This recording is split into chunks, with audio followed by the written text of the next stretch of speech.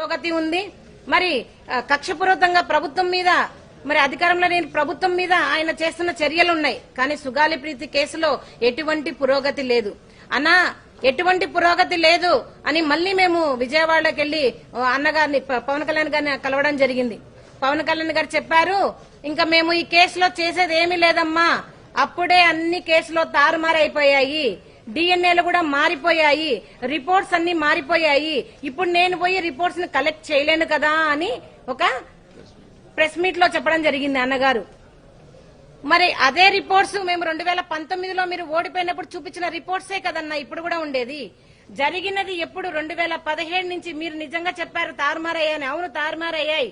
ఎప్పుడు జరిగాయి? 2017 నుంచి 2019లో తెలుగుదేశం పార్టీలో మీ ప్రభుత్వంలోనే మరి జరిగాయని ఆ రోజు కూడా మీకు చూపించాను. ముద్దాయిలు టీడీపీకి సంబంధించిన వాళ్ళని మీకు ఫోటోలతో సహా రుజువులతో సహా చూపించాను. అమ్మా అవేం కాదమ్మా నేను చేస్తానని మాట ఇచ్చిన మీరు మరి సుగాలి ప్రీతి కేసు ప్రతి ఒక్క ప్రస్తావనలో మీరు ప్రస్తావించి మీరు గద్దె ఎక్కిన తర్వాత డిప్యూటీ సీఎం గారు అయిన తర్వాత కనీసం సుగాలి ప్రీతి కేసు ఏం చేశారన్నా అని మేము అడుగుతున్నాం.